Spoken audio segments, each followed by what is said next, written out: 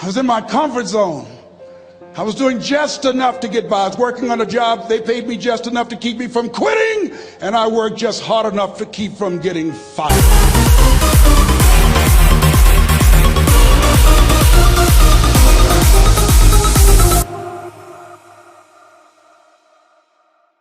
It took something out of me. When I went through a divorce, it took something out of me. When my best friend died, it took something out of me. I paused.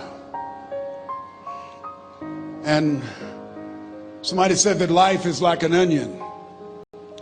You have to peel it one layer at a time. And sometimes you cry. Life's going to happen to you when you have a dream. You're going to get slapped around. And don't take it personal. Don't ask, why did this have to happen to me? Why not you? Who would you suggest? You want to give us some names, some email addresses? And don't tell everybody. 80% don't care and 20% glad it's you. It's called life. Suck it up and move on. Get over it.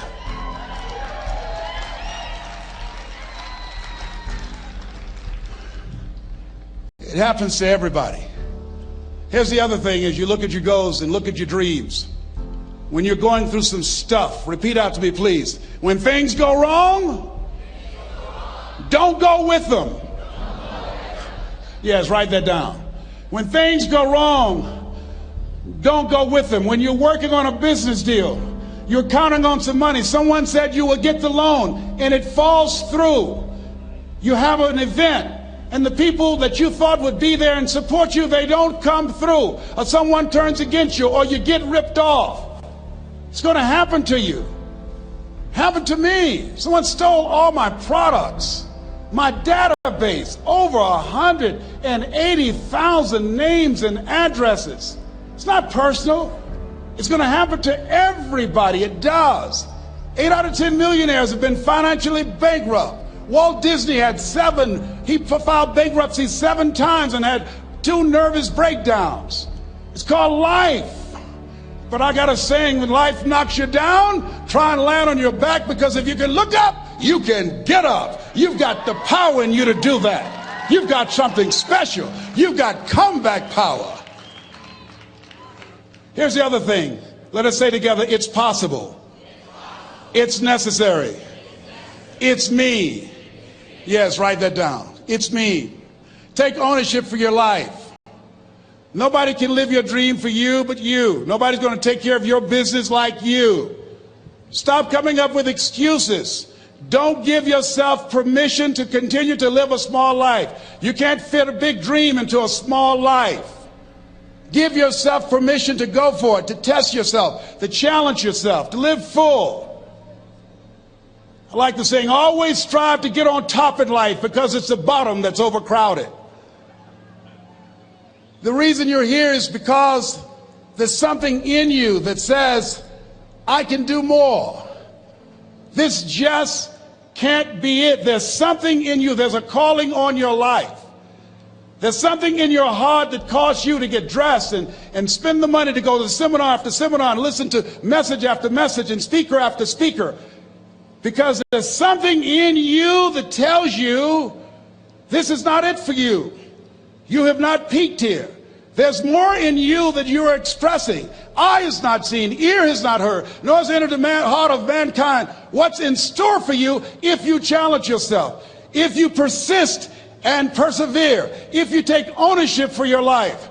George Bernard Shaw said the people that make it in this life, they look around for the circumstances that they want, and if they can't find them, they create them. Create what you want. You have the power in you to do more than you can ever begin to imagine, to control your destiny, to make a difference in our children, to make a difference on the planet, to make an impact. Let us say together, it's me. And let us say together, it's hard. Say it like you know it. Say, it's hard. Ladies and gentlemen, it's hard. There are people who have seen their retirements taken away from them by the corporations that they work for. They were within 2 or 3 years of retiring, and they had it taken from them. The number one entrepreneurs in this country now are senior citizens. The number one employer, number two, McDonald's and Walmart. And there's nothing wrong with those jobs. I guarantee you those people did not have a plan to end up living their lives at the end of life with those types of jobs. And they didn't have a plan like you have, and while you're investing in yourself, not to. And it's hard. There are people making choices between purchasing prescription drugs or paying for gas or a mortgage note. It's hard when you're working on a job for 20 years, 30 years, give them some good years, and then they come in and tell you, we've downsized. In other words, you're fired. And then you have to start all over again. How many of you know it's hard? Raise your hands, please. It's hard. And it's not fair. One of the things I like about T. Harv is he talks about work and investing in yourself. It's not fair when people are going up against that kind of stuff to tell them just think positive and be enthusiastic and everything will work out all right. Ain't that kind of party. It's hard. Life will put some knots on your head. I bought my first home for my mother. I was rushing, didn't know what I was doing, and I bought a home that had a lien against it. And they called me, Mr. Brown, yes, there's a lien against your property. We need $55,000 if you're going to stay there. Wait a minute, sir. I just bought this home. The guy told me there were no liens against it. I'm not the one that owe you the money. You should have checked that out, Mr. Brown. Come on. I called my attorney. We followed up. Yes, Les, there's a lien against the property. But he told me there were no liens. He lied, obviously. Oh, my God. He told me he wanted to help me because he admired the fact that I was buying this home for my mother and that he was adopted, and he identified with me. Les, he suckered you. He played you, man. So what? Well, would they take payment arrangements? What about $5,000 a month? They want all the money, Les. They want all the money, or you're going to have to get out. The house is going up for sheriff's sale. Do you have it? No, I don't have it. Can they give me some time? Tell them to give me 3 months, please. Give me 3 months. My mother's in her 70s, man. She has a bad heart. Don't do this to me. This is my dream. Don't do this, man. Please, let me talk to them. Les, I'm talking to their attorney. They don't want to talk to you. I've got to talk to their attorneys. Do you have the money? No. Will they give me 3 months? No. What about 2 months? No, Les. They want the money in 7 days. Oh, my God. Let me call you back. I'm not sure. And I walked the floors thinking, God, how could this happen to me? I got to figure this out. I got to figure this out. And it seemed like the days were just ticking off. Thursday, I had to call them and let them know. They called me, Les, do you have the money? No, I don't. Friday, you have to leave. The sheriff will be there. You're going to have to leave, Les. They're going to take my house. What about my down payment? You lost it, Les. You lost it. Okay. I got to go. Yes. I prayed, Lord, please, if you show me that you're real, if you're really real, you think Paul worked for you, you haven't seen anything. Don't let me lose this house and watch what I'll do for you. I was trying to cut a deal. Have you ever tried to cut a deal?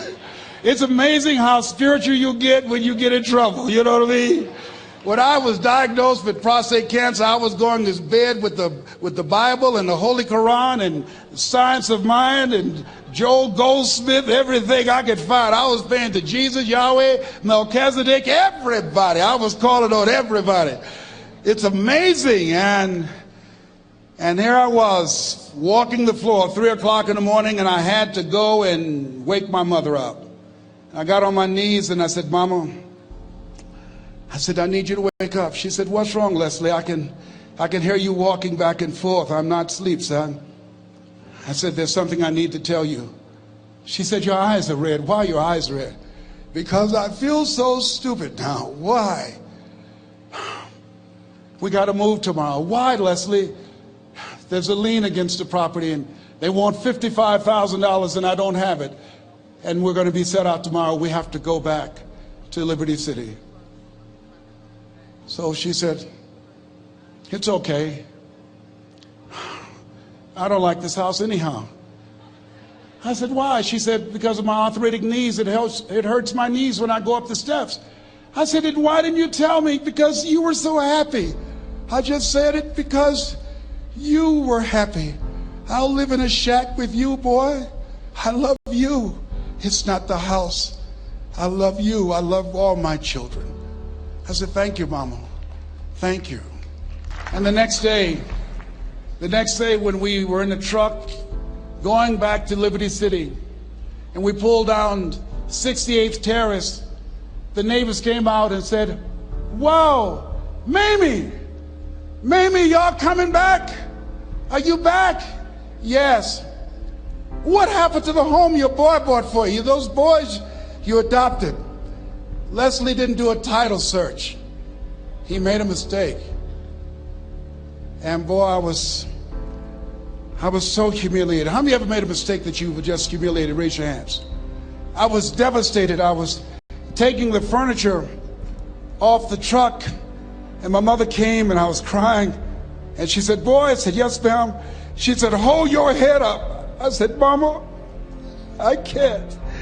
She said, hold your head up. I said, why? Look what I've done. She said, it's okay. It's okay. You are going to make a lot of mistakes in life, young man. You're going to fail your way to success. You have nothing to be ashamed of. Keep your head up and take that furniture back in the house. I said, yes, ma'am.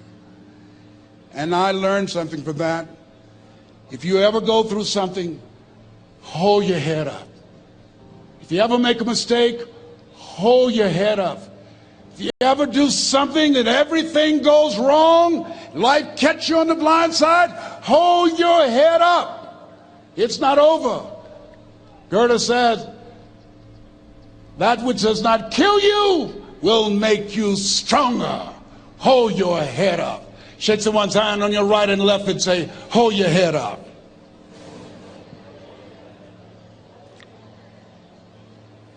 Here's something else, ladies and gentlemen. Repeat after me, please. You got to be hungry. Everybody together, you got to be hungry. I'll never forget Mr. Washington said, Mr. Brown, yes, sir. What do you want to do with your life, young man? I said, sir, I want to be a disc jockey. He said, Mr. Brown? I said, yes, sir. He said, you got to be hungry. I said, what do you mean by that? He said, people that are hungry are willing to do the things today others won't do in order to have the things tomorrow others won't have. People that are hungry are willing to invest in themselves. People that are hungry will go to seminars and workshops. People that are hungry are always searching, always seeking higher ground. So how do you want to make it? I said, I want to be a disc jockey. He says, good. Here's what to do. He said, I want you to read 10 to 15 pages of something positive every day. He said, you don't get in life what you want, you get in life what you are. You must program yourself to success. He said, I want you to listen to Earl Nightingale and Zig Ziglar. Listen, faith comes by hearing and hearing and hearing. He said, I want you to change your relationships. And I don't want you to ever lose your hunger. I said, what do you mean by that? He said, people that are hungry are unstoppable. People that are hungry are no matter what people. They make it happen no matter what. He said, I want you to listen to Paul Harvey. Who is he? He's the world's greatest communicator. Success leaves clues, young man. Always listen and follow people who are doing what it is you want to do at the level you want to do it and learn from them. I told T. Hobb when we were standing by the stage, I said, hey man, I want to work more with you. I want you to coach me. I want to learn from you. See, I found you're never too old to learn and you're never too young to teach. Always have a thirst for learning. So I listened to Paul Harvey every day on the radio. While in school, I would go out and listen in his car. He gave me his keys. I was working to develop myself. And I continued to listen to motivational messages, and he would take me to see the late Dr. Norman Vincent Peale, who wrote the book, The Power of Positive Thinking. I toured with him before he passed. You You have something special. You have greatness within you. Don't allow your circumstances to determine who you are. Don't allow your negative thoughts to hold you back. You have something special. You can do more than you can ever begin to imagine. Dr. Peel was an incredible man. I admired him. When he spoke, he gave me goosebumps. I can feel him in my heart. And I never forget, we were coming back to the school, and Mr. Washington said, Mr. Brown, yes, sir. When Dr. Peel spoke, you didn't move. When he spoke, you were hanging on every word. When he spoke, we didn't have to tell you to sit down and be quiet. Why? I said, sir, I could feel him when he talked. I felt like he was talking to me, sir. He said, he was. I said, but he doesn't know me, but he was speaking to you. Did you feel him in your heart? I said, yes, sir. He said, most people feel him in their head. If you felt him in your heart, he said, listen to him, son. Follow him, learn from him. And I would go to seminars and workshops. Anywhere I would find where Dr. Peel was, I would be in the audience. I would drive 200 and 300 miles just to hear him speak. And my dream and vision was to share the stage with him. I thought about it. What is your goal? What is your vision? I want you to hold it in mind. There's some power in that. Because when I became involved in speaking, I never forget, I got a call from Og Mandino, who wrote the book, The Greatest Salesman in the World. He said, Les, I'm stuck in Philadelphia. I need to be in Kankakee. Dr. Norman Vincent Peale is appearing. I can't make it. I heard you're in Chicago. I said, yes, I am. Can you go and open for me? I said, yes, man. Oh, my God. Dr. Peale, I said, yes, I'd love to do it. And I went there and I came. I said, hi, I'm Les Brown. He said, you're not the band of renown? I said, no, I'm Mrs. Mamie Brown's baby boy. I'm here to speak. He said, come backstage. And his wife, Martha, was there. And she said, Papa, Les Brown is here, the speaker. And he said, Les Brown, shoot for the moon. Because even if you miss, you'll land among the stars. I said, sir, that's my quote. I wrote you when I was in the 11th grade. I was a part of a special education class project. That's my quote. He said, I know. I end all my speeches with that quote. And Dr. Peel had a great sense of humor. A young man was backstage, and I had so many questions to ask him, and my mind froze up, and the young guy said, Dr. Peel, how old are you? And he was up in age. He said, Sonny, I'm 92. The young man looked at him and said, I don't know if I want to live to get 92. He said, that's because you've never been 91. So I did the things that Mr. Washington suggested. I listened to motivational tapes on a regular basis. I would go to seminars and workshops whenever Zig Ziglar and Dr. Dennis Waitley and Jim Rohn would come to town. And I said, sir, what do you want me to do now? He said, Mr. Brown, I've given you everything that I can give you. He said, develop your mind, put your money where your mouth is, continue to learn how to be an effective communicator, because once you open your mouth, you tell the world who you are. And always surround yourself with OQP, only quality people. So I went to apply for a job on Miami Beach. WMBM radio station. Milton Butterball Smith was the program director. Hello, Mr. Butterball. How are you, sir? My name is Les Brown, sir. I'd like to be a disc jockey. He said, young man, you have any journalism in your background? I said, oh, no, sir, I don't. You have any experience in broadcasting? I said, no, sir, but I practice all the time, sir. Let me audition for you, sir. Let me show you how good I am. All I need is a shot, sir. He says, no, we don't have any job for you. How many ever been rejected? Raise your hands, please. I was devastated. I went back and I told Mr. Washington, I said, Mr. Washington, they said no. He said, don't take it personally. Most people are so negative, they have to say no 7 times before they say yes. He said, you got to be hungry. Know your vitamin. Go back again. I said, yes, sir. Hello, Mr. Butterball. How are you, sir? My name is Les Brown, sir. I like to be a disc jockey. Young man, weren't you here yesterday? Yes, sir, I was. Didn't I tell you no yesterday? Yes, sir, you did. Then why are you back today? Well, sir, I didn't know whether or not somebody was laid off or somebody was fired, sir. Nobody was laid off or fired. Now, get on out of here. I came back the next day. Hello, Mr. Butterball. How are you, sir? My name is Les Brown, sir. I like to be a disc jockey. I know what your name is. Weren't you here the last 2 days? Yes, sir, I was. Didn't I tell you no the last 2 days? Yes, sir, you did. Why are you back? Oh, sir, I didn't know whether or not someone got sick or someone died, sir. No one got sick or died. No one was laid off or fired. Now don't you come back here again. I came back the next day talking loud, looking happy like I was seeing him for the first time. I said, hello, Mr. Butterball, how are you? He looked at me with rage. He says, go get me some coffee. I said, yes, sir. My favorite book says, the greatest among you will be your servant. How many of you are serious about your goals and dreams? Raise your hands. Very good. Write this down. Provide more service than you get paid for. Provide more service than you get paid for. I go to a lot of seminars and workshops. And one of the things I know about T. Harv Eckert, when I was sitting in the class with Robert Ruppel and all of the other presenters, they hold themselves to high standards and they provide more information than anybody else in the industry, bar none. They hold nothing back because their commitment is for your success. And when you hold yourself to high standards, write this down, impact drives income. That's why you're here. Because the training, the seminars, been making a difference in your life. If they did not have impact, 200 or 300 people would be here, if that amount. Impact drives income. So I became the errand boy for the disc jockeys. I would go get their lunch and their dinner, and I would bring it to them in the control room, and I'd watch them working the control boards, knowing my time will come. Write this down. I expect to reach my goal.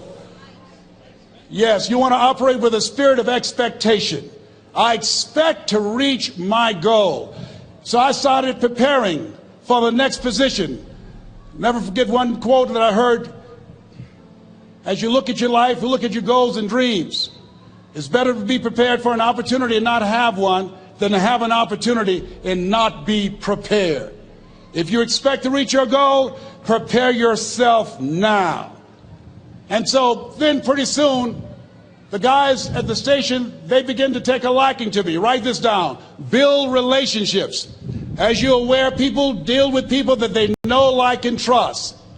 And so they would say, Leslie, yes, sir.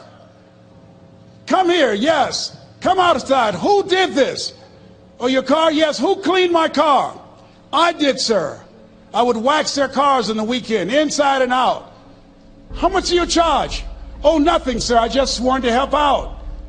I was providing more service than I got paid for. I was building relationships. They said, whoa, look here. Donna Ross and the Supremes are coming to town. The Four Tops and the Temptations. Here are my car keys. Pick them up for me. Take them to the Fontainebleau Hotel on Miami Beach. I said, yes, sir. I would drive them all over Miami Beach in their big, long Cadillacs. I didn't have any driver's license, but I was driving like I had some. Then one day, it was a Saturday afternoon, a disc jockey by the name of Rockin' Roger was drinking while he was on the air. It was a Saturday afternoon, and I was the only one there.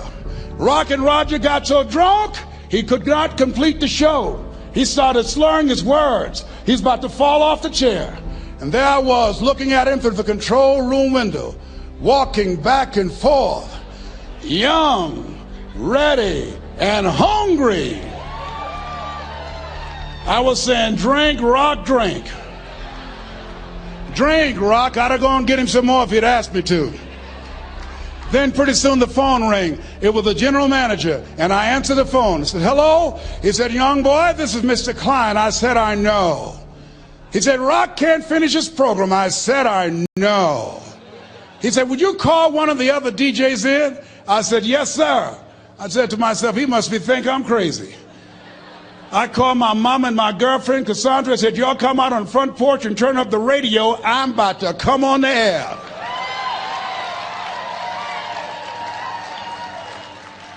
I waited for about 20 minutes, and I called him back. I said, Mr. Klein, I can't find nobody. He said, young boy, you know how to work the controls? I said, yes, sir. He said, go in there and segue the records, but don't say nothing here. I said, yes, sir. I couldn't wait to get old Rock out of the way. I put on a fast record. I said, look out, this is me, LB Triple P. Les Brown, your platter playing papa. There were none before me and there will be none after me. Therefore, that makes me the one and only. Young and single and love Domingo, certified, bona fide, indubitably qualified to bring you satisfaction and a whole lot of action. Look out, baby, I'm your love man. I was hungry. I was hungry. Get old man a round of applause. I was hungry. I was hungry. You got to be hungry. Shake someone's hand on your right and left all around you and say, you got to be hungry. You got to be hungry. To get those dreams out of your head and step into your greatness, you got to be hungry. To get those ideas, that talent, that gift out of your system, you got to be hungry. To get up off the canvas of life and understand what Willie Jolly meant, that a setback is a setup for a comeback, you got to be hungry. People that are hungry are willing to do the things today others won't do in order to have the things tomorrow others won't have. How many of you got value out of what you've heard thus far? Raise your hands, please. Very good. I'd like to leave this with you. I don't know what your goals are. I don't know what you want to do. Here's what I know about you. You have greatness within you. Here's what I know about you. I can help you to live full and to die empty. I can show you what I've learned. If anybody told me that I would be doing what I'm doing now, I leave here today, I'd go to New Orleans and speak there, then I'll be flown to Barcelona. If anybody told me, given my circumstances, born in an abandoned building on a poor section of Miami, Florida, called Liberty City, both my birth parents stood up and said, hello, son, I would not know either one. Being labeled educable mentally retarded, put back from the 5th grade to the 4th grade, failed again when I was in the 8th grade, no college training. Anybody told me the principles that I would teach you, that they would have the impact that it has had on my life. This Les Brown that you see, I did not know he existed. And I tell you that you have greatness within you. You have the ability to do more than you can ever begin to imagine. Come into the room with me, and I guarantee you your life will never be the same again. I like to leave this with you. I don't know what your goals are.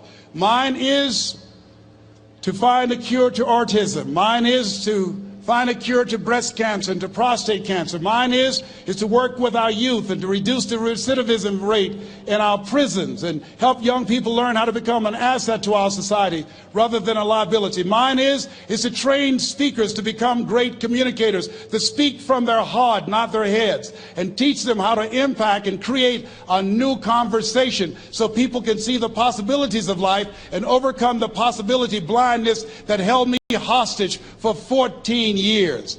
I don't know what your goals are, but here's what I know about you, and I don't know you. You've got greatness within you. And I like to leave this with you, something my mother used to love to hear me say. Leslie, yes ma'am, mama, say that thing for me, boy, that makes me feel good. I dedicate this to you, to the greatness in you, and to the dream that you showed up on the planet to produce. And it's simply this: if you want a thing bad enough to go out and fight for it, to work day and night for it, to give up your time, your peace, and your sleep for it. If all that you dream and scheme is about it, and life seems useless and worthless without it, and if you gladly sweat for it and fret for it and plan for it, and lose all your terror of the opposition for it, and if you simply go after that thing that you want with all of your capacity, strength and sagacity, faith, hope, and confidence, and stern pertinacity,